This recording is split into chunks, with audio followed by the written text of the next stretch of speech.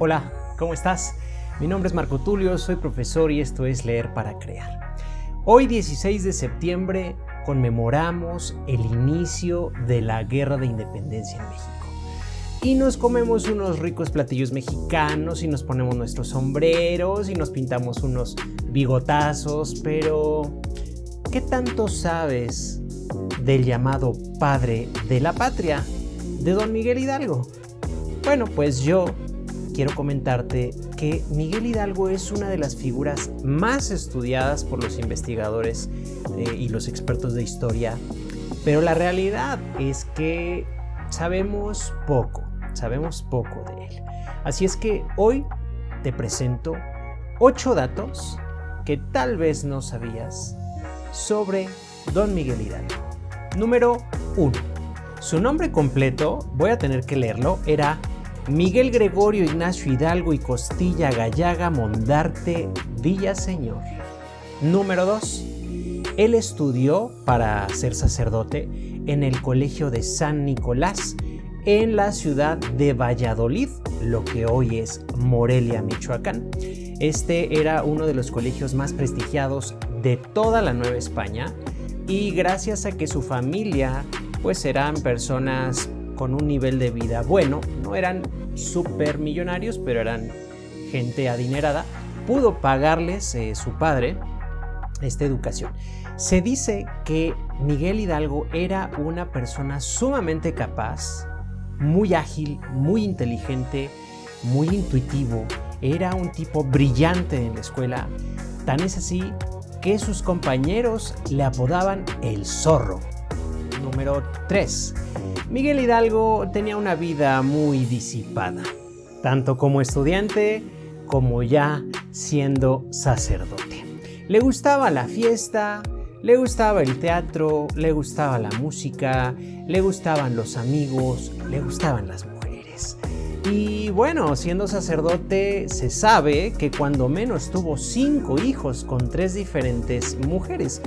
Esto tal vez podría escandalizarnos un poco porque se supone que dentro de las reglas o de las normas que rigen a los sacerdotes católicos, pues ellos no pueden relacionarse con ningún tipo de, en este caso pues de mujeres. Sin embargo, esto no es nada raro hoy, ni era nada raro a inicios del siglo XIX. Muchos otros sacerdotes de la época de Hidalgo pues también tenían mujeres y también tenían hijos. Pero bueno, pues en este caso se le conocieron varias aventuras. Don Miguel era un conquistador, era atrevido, tenía mucho pegue con las mujeres, era un tipo muy exitoso en las cosas del amor. Número 4. Un aspecto que siempre tenía a Don Miguel muy atribulado, muy preocupado, era que constantemente se metía en problemas de deudas. Pedía dinero para diferentes cuestiones, algunas para cuestiones personales, otras para ayudar a otras personas, y después le costaba mucho trabajo pagar y entonces pues bueno, tenía dificultades con las personas a quienes les debía. Por esta razón, cuando menos en 3 ocasiones tuvo que cambiar de parroquia. Primero estuvo en Valladolid, te decía lo que ahora es Morelia, después lo trasladan a Colima y después lo trasladan a la parroquia en donde pues iniciará todo su movimiento independentista, que fue la parroquia de un pequeño pueblo llamado Dolores, en el estado de lo que hoy es Guanajuato, y que a partir de la figura de Miguel Hidalgo complementó su nombre y hoy se llama Dolores Hidalgo, pero en esa época solo se llamaba Dolores. Número 5. Don Miguel Hidalgo era un sacerdote muy emprendedor, le gustaba hacer negocios, le gustaba tener dinero, ¿por qué no decirlo? Don Miguel Hidalgo era un cura adinerado. La mayoría de los curas en aquella época lo eran. Y en este caso, pues Don Miguel, que había tenido en su infancia, su papá era administrador de una hacienda, él sabía de ganado, sabía de agricultura, le gustaba mucho, por ejemplo, emprender negocios que le dejaban buenos recursos, como por ejemplo el cultivo de la vid, de la uva para hacer vino, que por cierto era una actividad ilícita. Sí, como lo oyes. El gobierno virreinal, el gobierno de la Nueva España, no permitía que los particulares cultivaran vid a menos que tuvieran una autorización y que por supuesto pagaran los respectivos impuestos. Pues don Miguel se pasaba esas reglas por el Arco del Triunfo y él tenía sus viñedos. Algo positivo que debemos resaltar de él es que les enseñaba a muchas personas que estaban con él, que trabajaban con él, que eran parte de su feligresía, les enseñaba diferentes oficios, les enseñaba cuestiones de ganadería, cuestiones, por ejemplo, de talabartería, tenía un taller de carpintería, un taller de curtido de pieles, etc. Y bueno, su pequeño negocio de vid. Número 6. Actualmente y desde hace mucho tiempo, el famosísimo Grito de Dolores se da la madrugada del 16 de septiembre de cada año. Pero ¿tú sabías que en realidad desconocemos a ciencia cierta qué fue lo que gritó? Hay muchas versiones y hay historiadores que recopilan escritos de personas que estuvieron ahí, historiadores que recopilan versiones de las personas que estuvieron ahí, pero a ciencia cierta nadie sabe qué fue lo que gritó exactamente.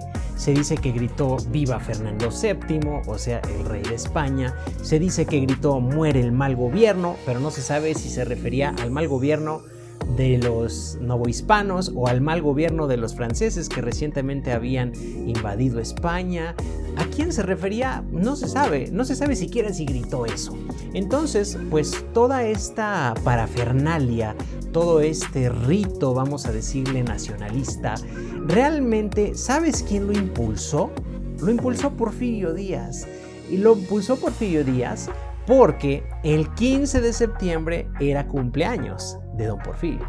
Por lo tanto, él hace esta celebración para que pues coincidiera, pero en realidad, antes de que don Porfirio lo popularizara, no era algo que se hiciera en el resto del país. Y bueno, pues hablamos de que don Porfirio prácticamente estuvo a finales del siglo XIX, inicios del siglo XX. Antes de eso, el grito no era una tradición. Número 7. ¿Sabías que Miguel Hidalgo no tenía realmente un ejército como tal?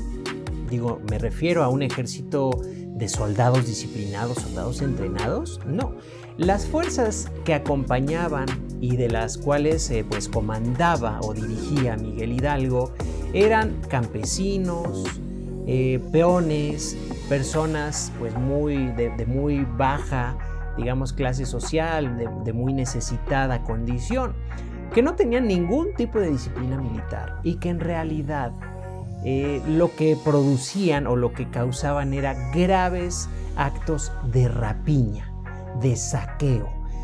Una de las cuestiones que más se le criticaron y se le critica todavía hoy a Miguel Hidalgo es que precisamente estos hombres que comandaba pues no tenían reparo en meterse a las casas, robar lo que pudieran.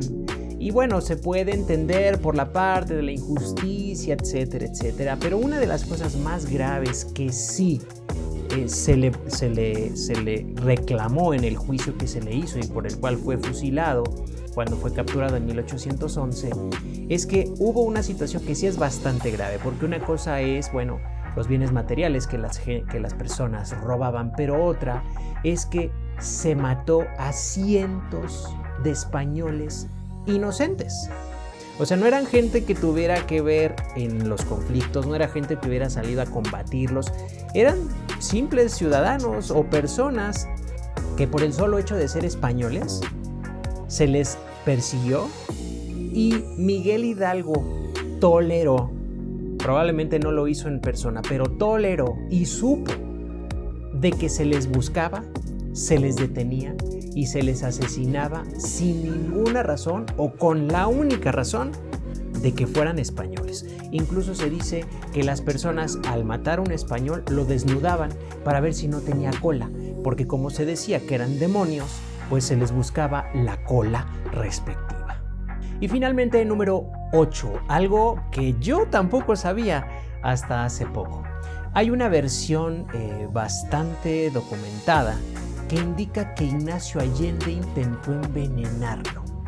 De hecho, bueno, esto tal vez tú ya lo conocías. Ignacio Allende es quien invita, él era militar, es quien invita originalmente al cura Hidalgo a incorporarse a la insurrección. Es quien lo invita, y cuando van pues a Querétaro, a la casa de los corregidores de don Miguel Domínguez y doña Josefa Ortiz de Domínguez, pues en realidad él es quien trae a don Miguel. Pero don Miguel no tenía ninguna intención de calmar a sus fuerzas. Como te decía, pues les permitía hacer de todo: rapiña, robo, violación, asesinato, lo que fuera. O sea, no era posible, y él no quería o no intentaba disciplinarlos, y esto molestaba mucho a Allende, porque Allende le reclamaba a Hidalgo que todo eso iba a perjudicar el movimiento, que se estaban cometiendo atropellos, que esa masa de gente iracunda no podía ir en contra de un ejército bien organizado. Finalmente él como militar lo sabía, y en un momento dado Allende las relaciones entre ellos estaban tan fracturadas que ya prácticamente eran enemigos, y Allende intentó envenenarlo. Se coludió con su hijo, Anastasio Allende, si no me equivoco era el nombre, y con otra persona de su confianza, e intentaron colocarle veneno en la comida para deshacerse de don Miguel. Esto nunca lo pudieron llevar a cabo, nunca se realizó, pero existe ese dato histórico. De hecho, Allende se refería a don Miguel como el bribón del cura o el cabrón del cura. Esto te da una idea de lo malas que fueron las relaciones entre ellos por las diferencias estratégicas. Ambos al final fueron capturados en Chihuahua, fueron traicionados, capturados, se les hizo un juicio y se les halló culpable, se les fusiló, se les cortó la cabeza, y las cabezas de ellos fueron a dar a la alhóndiga de granaditas dentro de jaulas de metal. Esto pues es bien conocido. Así es que bueno, pues ahora ya tienes un poco más de datos, un poco más de perspectivas sobre quién fue Miguel Hidalgo. Y una más que no debo omitir. ¿Sabías que no hay ninguna pintura que sea exacta de don Miguel? Nunca se le pintó en vida. Es decir, todas las pinturas que vemos del señor peloncito así con sus canitas son invenciones de pintores que creían que así era. Pero realmente un cuadro que exista, que a él se le pintó, no se sabe que exista. Así es que vemos gente que supuestamente era él, pero realmente nunca se le pintó, nunca se le pintó. Quien mandó pintar el primer cuadro, digamos ya, y que se hizo bastante famoso, por aquí te lo voy a mostrar, fue Maximiliano de Habsburgo, emperador de México. Entonces, bueno, datos interesantes sobre el llamado padre de la patria. Espero que te haya gustado. Tú sabes que a mí me apasiona la historia. Nos vemos en la siguiente. Sigamos